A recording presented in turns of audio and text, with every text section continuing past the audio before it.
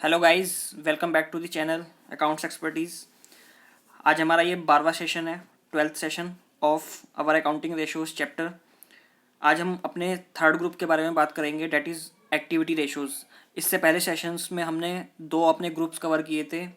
Liquidity ratios, first group हमारा liquidity ratio था जिसमें हमने दो रेशो कवर की थी, current ratio and liquidity ratio. And second group हमने करा था सॉल्वेंसी रेशो, जिसमें हमने 5 रेशोज़ पढ़ी थी: डेब्ट इक्विटी रेशो, डेब्ट to capital employed ratio and proprietary ratio, total assets to डेब्ट ratio and interest coverage ratio. वो हमने पिछले अपने 11 सेशंस जो हमने किए उसमें पढ़ा था हमने। तो आज हमारा जो कंसेप्ट है वो है नया टॉपिक, थर्ड ग्रुप है हमारा ये। First group liquidity ratios, second group solvency ratios and third group activity ratios. इसे हम टर्नओवर रेशो या परफॉर्मेंस रेशो भी कहते हैं, क्योंकि ये परफॉर्मेंस बेस्ड रेशो है। इससे हम अपनी परफॉर्मेंस को इवेलुएट करते हैं। ठीक है, तो हमारी एक्टिविटी और टर्नओवर रेशो में हम पहले इसका कंसेप्ट पढ़ेंगे कि एक एक्टिविटी और टर्नओवर रेशो क्या होता है। ठीक है, फिर उसके बाद इसके टाइप्स क्या होते हैं। ठीक है, तो अब हम इस रेशो का कंसेप्ट पढ़ते हैं, इसकी डेफिनेशन। एक्टिविटी रेशो हम किसको कहते हैं? टर्नओवर रेशोज को। These ratios are calculated for measuring the efficiency of operations of business based on effective utilization of resources. कि बिजनेस के जो ऑपरेशंस हैं वो कितनी एफिशिएंसी से काम कर रहे हैं। ठीक है, उसमें मतलब बिजनेस के जो ऑपरेशंस हैं उसकी कितनी एफिशिएंसी है। ठीक है, कितनी एफिशिएंटली हमारे जो बिजनेस के ऑपरेशंस हैं वो चल रहे हैं based on effective utilization of resources. Efficiency कब आएगी हमारे बिजनेस में? जब हम इफेक्टिवली अपने रिसोर्सेज को यूटिलाइज करेंगे। तो इसमें क्या है कि efficiency for measuring the efficiency of operations of business, business के ऑपरेशंस कितनी एफिशिएंटली चल रहे हैं उसको मेजर करता है ये ratio based on effective utilization of resources. कि हमारे जो रिसोर्सेज हैं, मैन पावर, मशीन पावर, ठीक है, रॉ मटेरियल और गुड्स, जितने भी हमारी चीज़ें हमारे बिजनेस में यूटिलाइज हो रही हैं, जितने भी रिसोर्सेज लगे हुए हैं, ठीक है, वो कितने यूटिलाइज हो रहे हैं, कितने इफेक्टिवली यूटिलाइज हो रहे हैं। कोई आइडल तो नहीं पड़ा है, आइडल मतलब खाली तो नहीं पड़ा है। ठीक है, तो कितने इफेक्टिवली यूटिलाइज हो रहे हैं जो हमारे बिजनेस के ऑपरेशंस को एफिशिएंट बना रहे हैं। ठीक है, hence these ratios are also known as efficiency ratios. इस रेशो को हम क्या कहते हैं? दूसरे शब्दों में एफिशिएंसी रेशोज। कि ये कितनी हमारे जो बिजनेस में जो एफिशिएंसी है वो कितनी लेवल की है। ठीक है, these ratios indicate the speed at which activities of business are being performed. मतलब कि हमारे बिजनेस में जो एक्टिविटीज़ हैं, लेट सपोज हमने किसी महीने में 20 बल्क ट्रांजेक्शन्स की हैं सेल्स की। ठीक है, और नेक्स्ट मंथ में हमने 40 की हैं। ठीक है, तो speed activities of the business are being performed. अब देखो 20 में क्या है, हमने कम एक्टिविटीज़ क्या करी हैं, परफॉर्म की हैं। ठीक है, स्पीड कम थी, लेकिन नेक्स्ट मंथ में हमने आकर 40 की स्पीड से 40 ट्रांजेक्शन्स हुई है हमारी सेल्स की नेक्स्ट मंथ में। तो हमारी स्पीड क्या है, 20 से 40 इंक्रीज हुई है। तो यही है इसमें, these ratios indicate the speed, हम कितनी स्पीड से अपनी एक्टिविटीज़ को परफॉर्म कर रहे हैं अपने बिजनेस में। हमारी जो एक्टिविटीज़ है वो कितनी फ्रिक्वेंटली हमारे बिजनेस में यूज़ हो रही हैं। तो any constituent of assets is turn into sales during an accounting period. जो हमारे एसेट्स हैं, एसेट्स क्या है, हमारी प्रॉपर्टी। ठीक है, वो कितनी जल्दी क्या हो रहे हैं, हमारे सेल्स में कन्वर्ट हो रहे हैं, हमारे लिए प्रॉफिटेबल, हमारे लिए प्रॉफिटेबल क्या हो रहे हैं, साबित हो रहे हैं। ठीक है, तो higher turnover ratio means better utilization of assets. जितना ज़्यादा हमारी हायर टर्नओवर रेशियो होगी, इसका मतलब क्या है कि हमारी जो एसेट्स का बेटर यूटिलाइजेशन हो रहा है, signifies improved efficiency and profitability. और इससे क्या मालूम पड़ता है हमको कि हमारी जो एफिशिएंसी और प्रॉफिटेबिलिटी है वो इम्प्रूव हो रही है। इससे ये सिग्निफाई होता है, क्योंकि बेटर यूटिलाइजेशन ऑफ एसेट्स से क्या होगा, हमारे बेटर ऑफ यूटिलाइजेशन, हम जितना हमारे एसेट्स यूज़ होंगे, लेट सपोज हमारी मशीनरी है, अगर हमारी उसकी प्रोडक्टिविटी अच्छी है, ठीक है, तो हम उससे जो एक्सपेक्टेड कर रहे हैं उससे ज़्यादा वो बियॉन्ड क्या कर रही है, उस परफॉर्मेंस दे रही है, तो हमारे लिए बिजनेस में क्या होगी, वो एफिशिएंसी हमारी बिजनेस की इंप्रूव करेगी और साथ में प्रॉफिटेबिलिटी इंप्रूव करेगी। ठीक है, अगर हमारी एसेट्स अच्छी तरह यूटिलाइज हो रही है, and also known as efficiency ratio. इस रेशो को हम क्या कहते हैं, एफिशिएंसी रेशो भी कहते हैं, क्योंकि ये हमारी परफॉर्मेंस, हमारी प्रॉफिटेबिलिटी, हमारी एफिशिएंसी बिजनेस की इवेल्युएट करती है, ये वाली रेशो। इसको हम एक डायग्राम से समझते हैं। ये देखिए यहाँ पे क्या है, हमारी मशीनरी है, ये हमारी क्या है, एसेट। ठीक है, हमने अपनी एसेट को बिजनेस में यूज़ किया फॉर प्रोडक्शन। ठीक है, हमने प्रोडक्शन किया गुड्स का, प्रोडक्शन ऑफ गुड्स। ठीक है, अब उसके बाद हमने गुड्स प्रोड्यूस करने के बाद उसको मार्केट में सेल किया। सेल करने के बाद हमारे पास क्या आया, कैश बैंक आया। ठीक है, कैश बैंक से फिर जब हमारे पास कैश आया, हमने फिर से रॉ मटेरियल खरीदा। फिर रॉ मटेरियल खरीदा, फिर से हमने उसको प्रोडक्शन में, मशीनरी में, अपनी एसेट्स में यूज़ किया। तो हमारी एसेट कितनी परफॉर्मेंस, हम जो एसेट यूज़ कर रखा है हमारे बिजनेस में, वो कितनी फ्रीक्वेंटली उसको बिजनेस एक्टिविटीज़ को क्या कर रही है, परफॉर्म कर रही है। ठीक है, तो जितनी ज़्यादा बिजनेस एक्टिविटीज़ हमारी परफॉर्म होगी उतनी ज़्यादा हमारा क्या होगा, बेटर यूटिलाइजेशन होगा एसेट्स का। वरना तो एसेट्स क्या पड़ेगी, आइडल पड़ी रहेगी। हम बिजनेस तो कर रहे हैं लेकिन हमारी एसेट यूज़ में ही नहीं आ रही है, तो फिर हम क्या होगा, हमारे बिजनेस में परफॉर्मेंस लेवल डाउन हो जाएगा। जितनी ज़्यादा हमारी सेल्स होगी उस उतना ज़्यादा हमें क्या होगा, प्रॉफिट होगा। ठीक है, अगर मशीनरी ही ढंग से काम नहीं कर रही है, प्रोडक्शन ही नहीं हो रहा है, सेल्स ही नहीं हो रही है, तो प्रॉफिट कहाँ से आएगा, तो प्रॉफिटेबिलिटी नहीं होगी। तो प्रॉफिटेबिलिटी को एफिशिएंट करने के लिए हम क्या निकालते हैं, एक्टिविटी रेशो। ये जो एक्टिविटी रेशो, टर्नओवर रेशो क्या है, हम अपनी बिजनेस की परफॉर्मेंस को इवेलुएट करने के लिए कि वो कितनी उसकी परफॉर्मेंस अच्छी है। जितनी ज़्यादा हमारी एक्टिविटी रेशो अच्छी हाई होगी उतनी ज़्यादा हमारी बिजनेस की परफॉर्मेंस अच्छी होगी। इसलिए इसको प्रॉफिटेबिलिटी, परफॉर्मेंस रेशो और एफिशिएंसी रेशो भी बोलते हैं। तो ये क्या है, हमारा प्रोडक्शन ऑफ फिनिश्ड गुड्स। क्योंकि सेल क्या होगा, हमारा फिनिश्ड गुड्स होगा। हमने रॉ मटेरियल लगाया अपने मशीनरी में। ठीक है, मशीनरी से प्रोडक्शन हुआ फिनिश्ड गुड्स का, वो सेल हुआ, फिर उस सेल से कैश बैंक आया हमारे पास। फिर से हमने क्या खरीदा, मार्केट से रॉ मटेरियल खरीदा, फिर से उसको मशीनरी में यूटिलाइज़ किया। तो ये होल प्रोसेस हमारा जितना ज़्यादा फ्रिक्वेंटली होगा, जितना ज़्यादा होगा, इसका मतलब बिजनेस की परफॉर्मेंस अच्छी है, बिजनेस अच्छा परफॉर्म कर रही है, उसका प्रोडक्ट सेल हो रहा है मार्केट में। और जितना ज़्यादा प्रोडक्ट सेल होगा उतनी ज़्यादा उसकी प्रॉफिटेबिलिटी इंक्रीज़ होगी। ठीक है, तो अब हम पढ़ते हैं अपना number 1 type of activity ratio. हमारा जो नंबर 1 टाइप है इन्वेंट्री रेशो का, वो है एक्टिविटी रेशो का इन्वेंट्री टर्नओवर रेशो। हमारा type 1 of activity turnover ratio, it determines the number of times inventory is converted into revenue. अब हमने ये फ्लो चार्ट जो था, हमने ये देखा, यहाँ पे क्या हुआ, हमने इन्वेंट्री खरीदी। ठीक है, गुड्स खरीदा, पहले रॉ मटेरियल खरीदा और फिर वो मशीनरी के होते हुए प्रोडक्शन किया हमने उसको मशीनरी से और उसको सेल किया। तो नंबर ऑफ टाइम्स जो हमने गुड्स यहाँ पे रॉ मटेरियल खरीदा वो कितनी बार सेल्स में कन्वर्ट हो रहा है। ठीक है, जो हमने गुड्स मार्केट से रॉ मटेरियल खरीदा वो कितनी बार सेल्स में कन्वर्ट हो रहा है। तो इसके लिए हम क्या निकालते हैं, it determines the number of times inventory is converted, ठीक है, इनटू रिवेन्यू। रिवेन्यू मतलब जो इनकम होती है, और इन्वेंट्री किसको कहते हैं हम, इसमें कुछ भी आ सकते हैं, हमारा गुड्स, फिनिश्ड गुड्स,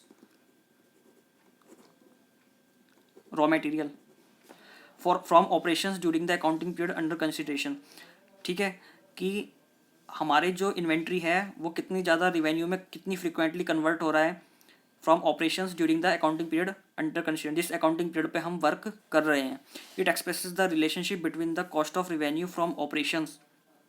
ये किस में के बीच में रिलेशनशिप एक्सप्रेस करता है, cost of revenue from operations, कि जो हमने ऑपरेशंस से रिवेन्यू जनरेट किए हैं, जितनी इनकम जनरेट हुई है, उस इनकम को जनरेट करने के लिए, लेट सपोज हमारे पास क्या है, हमने गुड्स खरीदा। ठीक है, उस गुड्स को हमने बेचा। अब बेचा हमने किस पे, प्रॉफिट पे बेचा, ज़्यादा दाम पे बेचा। तो हमने उस गुड्स को खरीदा कितने पे था, उसकी कॉस्ट क्या थी। ठीक है, तो cost of revenue from operation जब हम क्वेश्चन करेंगे तब हमें इजीली समझ में आएगा। Cost of revenue from operations and average inventory. Average inventory मतलब opening plus closing inventory divide by 2, इसका हम एवरेज निकालते हैं। तो अब इसका फॉर्मूला क्या है, हमारा फॉर्मूला इन्वेंट्री टर्नओवर रेशियो का, cost of revenue from operations, ठीक है, एंड एवरेज इन्वेंट्री।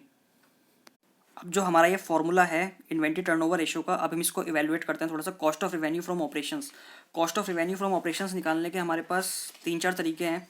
कैसे निकालेंगे, सबसे पहला तरीका है रिवेन्यू फ्रॉम ऑपरेशंस। जो हमें रिवेन्यू जनरेट हुआ है ऑपरेशन से, उसमें से क्या घटा दें हम, अपना ग्रॉस प्रॉफिट। ये है नंबर 1 मेथड। नंबर 1 मेथड हो गया है कि हम अपने रिवेन्यू फ्रॉम ऑपरेशंस से ग्रॉस प्रॉफिट को माइनस कर दें। Second number, revenue from operations को हम क्या करें, ग्रॉस लॉस। ग्रॉस लॉस हम क्या करेंगे, इसमें ऐड करेंगे। ठीक है, अगर क्वेश्चन में हमें ग्रॉस प्रॉफिट दिया हुआ है, अगर हमारे बिजनेस में प्रॉफिट हुआ है तो हम क्या करेंगे, रिवेन्यू फ्रॉम ऑपरेशंस में से उसको ग्रॉस प्रॉफिट को माइनस करेंगे। अगर हमारे बिजनेस में लॉस हुआ है तो हम रिवेन्यू फ्रॉम ऑपरेशंस में उसको ऐड करेंगे। ठीक है, ये था नंबर सेकंड मेथड जो हम cost of revenue from operations निकालेंगे। थर्ड मेथड क्या है हमारा cost of revenue from operations निकालने का? पहले ओपनिंग इन्वेंट्री जो हमारे साल के बिगिनिंग में जो इन्वेंट्री है, प्लस नेट परचेजेस जो ड्यूरिंग द ईयर हमने परचेज किया। नेट परचेजेस क्या होगा हमारा, total purchase minus purchase return. ठीक है, तो नेट परचेजेस हमारा आ जाएगा total purchase minus purchase return. Direct expenses क्या होते हैं हमारे, डायरेक्ट एक्सपेंसेस वो होते हैं जो डायरेक्टली प्रोडक्ट की कॉस्ट से, मतलब प्रोडक्ट के मैन्युफैक्चरिंग से रिलेटेड होते हैं। तो डायरेक्ट एक्सपेंसेस क्या होते हैं, cost directly related to production of goods. Goods को बनाने में हमें जो खर्चे हमने किए वो डायरेक्ट एक्सपेंस का, जैसे लेबर वेजेस देते हैं हम उसको। ठीक है, और मटेरियल रॉ मटेरियल यूज़ हो रहा है। ठीक है, इलेक्ट्रिसिटी जो यूज़ हो रही है डायरेक्ट प्रोडक्ट को मैन्युफैक्चरिंग करने में। तो जो गुड्स से रिलेटेड, गुड्स को मैन्युफैक्चरिंग करने से रिलेटेड जितने भी हमारे खर्चे होते हैं वो डाटा कॉल्ड डायरेक्ट एक्सपेंसेस। और फिर हमें क्या करना है, ओपनिंग इन्वेंट्री में नेट परचेज ऐड करना है। नेट परचेज के बाद हमें डायरेक्ट एक्सपेंसेस, अगर क्वेश्चन में दे रखे हैं डायरेक्ट एक्सपेंसेस, ठीक है, तो वो हमें ऐड करने हैं। और माइनस क्लोजिंग इन्वेंट्री जो हमारे साल के एंड में जो क्लोजिंग इन्वेंट्री है वो हमें क्या करनी है, माइनस करनी है।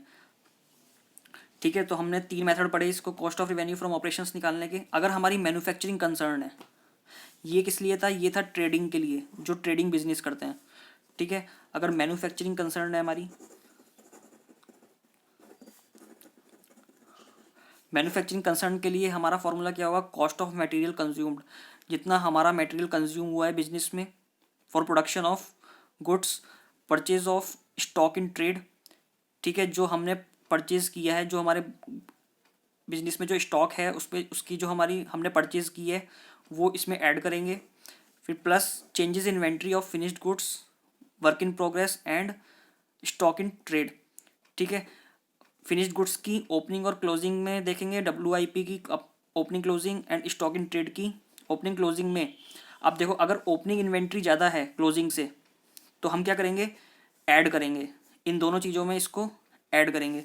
अगर हमारी ओपनिंग इन्वेंट्री कम है क्लोजिंग इन्वेंट्री से, ठीक है, तो क्या करेंगे, लेस करेंगे, यहाँ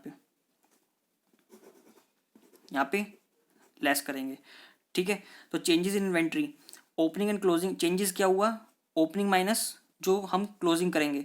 ठीक है, अगर ओपनिंग ज़्यादा है क्लोजिंग से तो ऐड करेंगे, और ओपनिंग कम है क्लोजिंग से तो माइनस करेंगे फॉर्मूले में। प्लस डायरेक्ट एक्सपेंसेस, जो डायरेक्ट एक्सपेंसेस जो हमने ऊपर पढ़ा directly related to the good production of goods, वो हम यहाँ पे दिए कर निकालेंगे। ठीक है, तो अगर क्वेश्चन में हमें सब चीज़ें दी हुई हैं तो हम इजीली फार्मूला लगा के अपनी वैल्यूज़ को कैलकुलेट कर सकते हैं। तो ये था हमारा कॉस्ट ऑफ रिवेन्यू निकालने के, हमने जो यहाँ पे 4 मेथड्स हमने यहाँ पे पढ़े। अब आता है next average inventory. Average inventory निकालने का हमारे पास क्या फॉर्मूला है, एवरेज इन्वेंट्री निकालने के लिए opening inventory plus closing inventory divide by 2, इसको कहते हैं हम एवरेज इन्वेंट्री। एक चीज़ और, cost of revenue from operations, अगर हमें क्वेश्चन में, हमने देखो फॉर्मूले में हमारा ये है cost of revenue from operations. अगर हमें cost of revenue of operations नहीं दे रखा है और हमें क्वेश्चन में केवल क्या दिया हुआ है, रिवेन्यू फ्रॉम ऑपरेशंस, तो हम फॉर्मूले में क्या यूज़ करेंगे, अपना रिवेन्यू फ्रॉम ऑपरेशंस को यूज़ करेंगे as a cost of revenue from operations. ठीक है, अगर हमें कॉस्ट दे रखा है तो वेल एंड गुड, हम अपने cost of revenue from operations use करेंगे। अगर कॉस्ट ऑफ रिवेन्यू नहीं दे रखा है तो हम क्या, अगर क्वेश्चन में रिवेन्यू फ्रॉम ऑपरेशंस दिया हुआ है केवल, तो हम क्या यूज़ करेंगे, रिवेन्यू फ्रॉम ऑपरेशंस। तो ये था हमारा इन्वेंट्री टर्नओवर रेशियो का कंसेप्ट। जितनी इन्वेंट्री टर्नओवर रेशियो ज़्यादा होगी उतना ज़्यादा हमारा क्या है, अच्छी परफॉर्मेंस है। और जितना इन्वेंट्री रेशो टर्नओवर रेशो कम होगी, क्योंकि जितना हम बिजनेस में हमने इन्वेस्टमेंट किया हुआ है एज एसेट, जो हमने बिजनेस में इन्वेस्ट की हुई है, वो कितनी सेल्स जनरेट कर रही है, कितने नंबर ऑफ टाइम्स वो सेल्स को जनरेट कर रही है। ठीक है, तो जितने नंबर ऑफ टाइम्स ज़्यादा होंगे उतनी ज़्यादा हमारी परफॉर्मेंस अच्छी है और हमारी रेशो अच्छी होगी। और जितनी ज़्यादा कम होगी नंबर ऑफ टाइम्स, तो वो हमारी जो रेशो है क्या होगी, लो परफॉर्मेंस है, वो ये सिग्निफाई करेगी। Now let's start the question answer part. ठीक है, हम 2-3 क्वेश्चन करेंगे अभी इसके ऊपर इसी सेशन में। From the following information calculate the inventory turnover ratio. हमने जो कंसेप्ट पढ़ा है उसी के ऊपर बेस्ड ये क्वेश्चन है। इन्वेंट्री टर्नओवर रेशो निकालने को बोला है। Inventory in the beginning 18,000, inventory at the end 22,000, net purchases 46,000, wages 14,000, revenue from operations 80,000 and carriage inward 4,000। अब देखो हमें क्वेश्चन में क्या दे रखा है, रिवेन्यू फ्रॉम ऑपरेशंस दिया हुआ है। तो रिवेन्यू फ्रॉम ऑपरेशंस पे हम एडजस्टमेंट करेंगे, तो हम क्या निकालेंगे, cost of revenue from operations निकालेंगे। अगर हमें क्वेश्चन में ये एडजस्टमेंट नहीं दी होती जो हम cost of revenue from operations निकालने के लिए करते हैं, तो हम रिवेन्यू ऑफ ऑपरेशंस को ही एज ए क्या मान लेते, cost of revenue from operations मान लेते। लेकिन हमारे पास और चीज़ें दी हुई हैं, इसलिए हम क्या निकालेंगे, अब सबसे पहले cost of revenue from operations. हमारा फॉर्मूला क्या है, इसका सॉल्यूशन करते हैं हम। इन्वेंट्री टर्नओवर रेशो, क्या फॉर्मूला होता है हमारा, cost of revenue from operations divide by average inventory. ठीक है, हमने अपने जो कंसेप्ट पढ़ा है उसमें क्या होता है, cost of revenue from operations divide by average inventory. अब क्या है, हम cost of revenue from operations निकालने के पास हमारे पास हमने ये इतने सारे तरीके हमने पढ़े थे, revenue from operations, opening inventory. अब देखो कौन सा फॉर्मूला फिट हो रहा है यहाँ पे, हमारा क्या दिया हुआ है, inventory in the beginning, inventory in the end. तो देखो opening inventory, closing inventory, net purchases, direct expenses दिए हुए हमारे क्वेश्चन। एज पर क्वेश्चन क्या दिया हुआ है और हमें कौन सा फॉर्मूला उसमें लगाना है वो हमें देखना है। ठीक है, तो इन्वेंट्री बिगिनिंग में दी है, inventory at the and the है, वेजेस डायरेक्ट एक्सपेंस है, कैरेज इनवर्ड डायरेक्ट एक्सपेंस है। तो हम कौन सा फॉर्मूला लगाएंगे cost of revenue from operations निकालने का, ये हम cost of revenue from operations निकालने का क्या फॉर्मूला लगाएंगे, इन्वेंट्री क्या है हमारी, फॉर्मूला क्या था हमारा, opening inventory plus net purchases plus direct expenses minus closing inventory. अब देखो यहाँ पे ओपनिंग इन्वेंट्री क्या दी हुई है हमें, इन्वेंट्री इन द बिगनिंग 18,000 और 18,000 है केवल, प्लस नेट परचेजेस क्या दिए हुए हमें 46,000, प्लस डायरेक्ट एक्सपेंसेस कितने दिए हुए हमें, डायरेक्ट एक्सपेंस हमारे कौन से होते हैं, जो हमारे कॉस्ट में ऐड होते हैं, प्रोडक्ट की कॉस्ट में ऐड होते हैं, वो होते हैं वेजेस और कैरेज इनवर्ड। तो ये हमारे दो डायरेक्ट एक्सपेंस हैं, ये डायरेक्ट एक्सपेंस, ये भी डायरेक्ट एक्सपेंस। तो कितना हो जाएगा इस टोटल 14,000 प्लस 4,000 18,000 हमारे डायरेक्ट एक्सपेंस हो गए, माइनस क्लोजिंग इन्वेंट्री कितनी हमारी, इन्वेंट्री एट द एंड 22,000। ठीक है, अब इसको प्लस माइनस करके देखते हैं तो कितना आता है हमारा, 18,000 प्लस 46,000 प्लस 18,000 माइनस 22,000, 60,000 हमारे क्या आ गए, cost of revenue from operations हमारे क्या आ गए, इस क्वेश्चन में हमारे answer cost of revenue from operations 60,000 आ गए। सेकंड पार्ट में क्या निकालना है, average inventory. Average inventory is equals two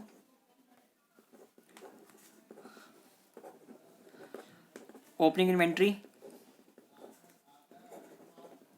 plus closing inventory divide by 2। ठीक है, ओपनिंग क्या है 18 और क्लोजिंग है 22, 18,000 प्लस 22,000 डिवाइड बाय 2 कितना हो जाएगा, 40,000 divide by 2 is equals to 20,000। ठीक है, अब हम इसको इन वैल्यूज, दो हमने दोनों वैल्यूज निकाली, एवरेज इन्वेंट्री भी निकाल लिया, cost of revenue from operations भी निकाल लिया है। अब हम अपने फॉर्मूले में इसमें फिट कर देंगे inventory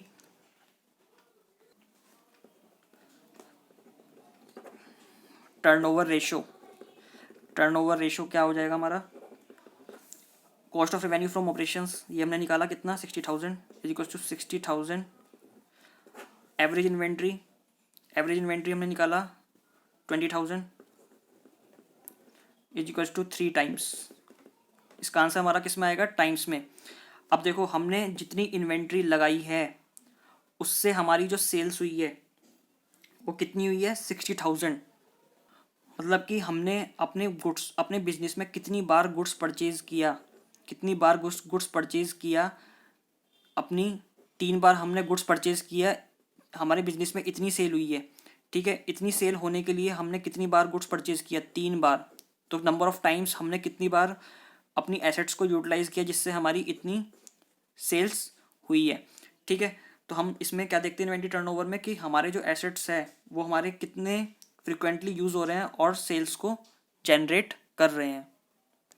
our next question is from the following information calculate the inventory turnover. इस क्वेश्चन में भी हमसे क्या पूछा है, इन्वेंट्री टर्नओवर रेशो निकालने के लिए दिया कहा है। रेवेन्यू फ्रॉम ऑपरेशंस 4 लाख दिए, एवरेज इन्वेंट्री 55,000 दिया है, ग्रॉस प्रॉफिट रेशो 10% दिया है। अब देखो हमें क्वेश्चन में क्या है, ग्रॉस प्रॉफिट दिया हुआ है, तो हम कौन सा फॉर्मूला अपना इसमें यूज़ करेंगे। हमने जो सबसे पहला क्वेश्चन फॉर्मूला पढ़ा था रेवेन्यू फ्रॉम ऑपरेशंस दिया हुआ है। ठीक है, और gross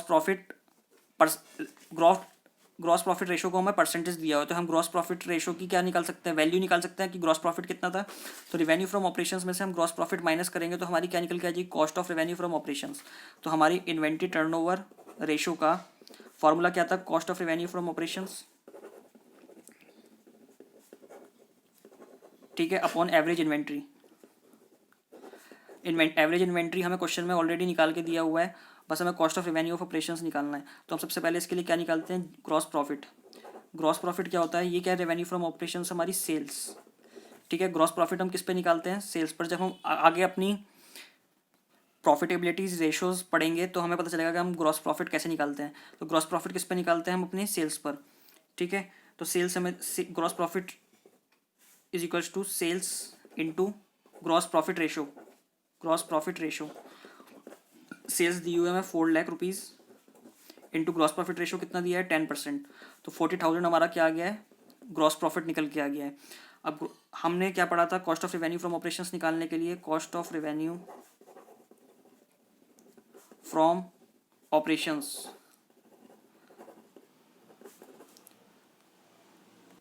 revenue from operations minus gross profit. ठीक है, cost of revenue from operations क्या होता है कि जितना बिजनेस में हमने रेवेन्यू जनरेट किया है, जितनी सेल्स की है, जो गुड्स हमने सेल किया है वो उस गुड्स की कॉस्ट कितनी थी, इस कॉस्ट के ऊपर क्या होता है, बस प्रॉफिट। ठीक है, रेवेन्यू फ्रॉम ऑपरेशंस और cost of revenue from operations में क्या गैप होता है, केवल प्रॉफिट का। ठीक है, जो गुड्स, लेट सपोज हमने 100 रुपये का कोई गुड्स खरीदा, वो हमने 120 में सेल किया, तो जो हमने गुड्स सोल्ड किया 120 रुपये का, उसकी कॉस्ट क्या थी, 100 रुपये। तो cost of revenue from operations ये होता है। ठीक है, तो cost of revenue from operations क्या है, रेवेन्यू फ्रॉम ऑपरेशंस कितना था हमारा 4 लाख, माइनस ग्रॉस प्रॉफिट कितना है 40,000। ठीक है, 4 लाख माइनस 40,000 3,60,000 हो गया है। अब हमारा फॉर्मूले में हम इसको फिट कर देंगे, एवरेज इन्वेंट्री दे ही रखी है, cost of revenue from operation हमने निकाल लिया, 3,60,000 डिवाइड बाई एवरेज इन्वेंट्री कितनी है 55,000, तो कितना आ जाएगा 3,60,000 divide by 55,000,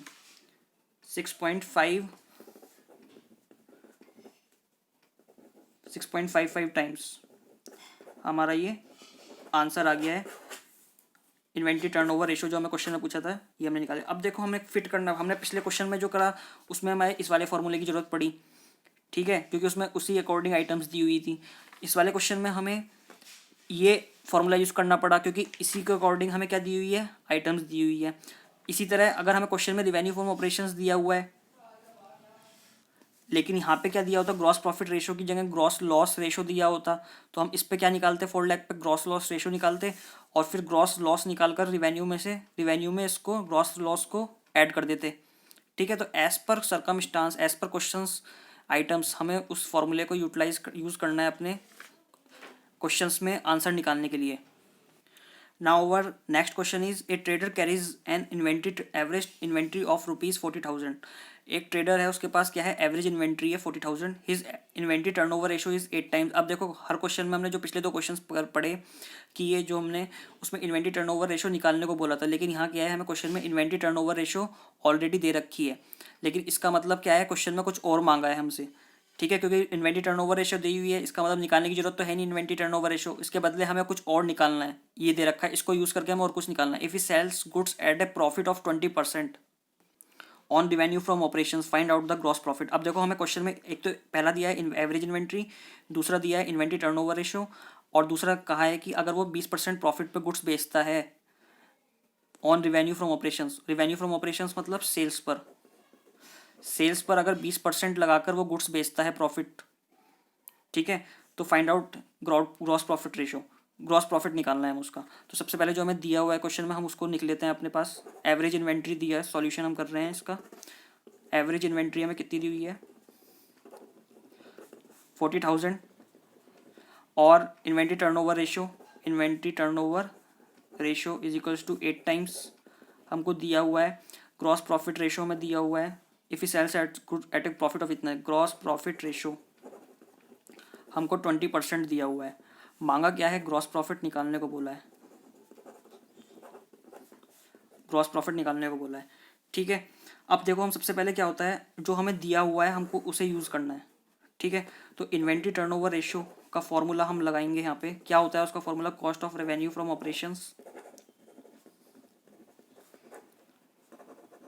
operations divide by average inventory. ठीक है, अब इन्वेंट्री टर्नओवर रेशियो हमको दी हुई है कितनी 8 टाइम्स. ठीक है, cost of revenue from operations हमको नहीं दिया हुआ क्वेश्चन में कहीं भी, तो हम इसको एज इट इज़ यहीं लिख लेंगे. Cost of revenue from operations, average inventory हमको दी हुई है, कितनी दी हुई है 40,000. क्रॉस मल्टीप्लिकेशन करेंगे तो क्या आ जाएगा, cost of revenue from operations की वैल्यू निकल के आ गई. Cost of revenue from operations 40,000 into 8, 3,20,000. ठीक है, तो cost of revenue from operations हमारी निकल के आ गई. अब लेकिन हमें निकालना क्या है, हमें तो ग्रॉस प्रॉफिट चाहिए ना. अब देखो हमारा क्या है, cost of revenue from operations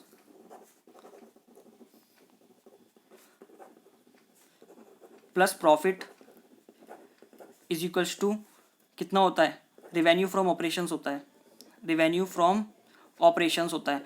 cost of revenue from operations, अब देखो प्रॉफिट का कितना दे रखा है हमको 20% दिया हुआ है, ग्रॉस प्रॉफिट की जो परसेंटेज दी हुई है. तो इसका मतलब रेवेन्यू फ्रॉम ऑपरेशंस कितना होता है 100% होता है.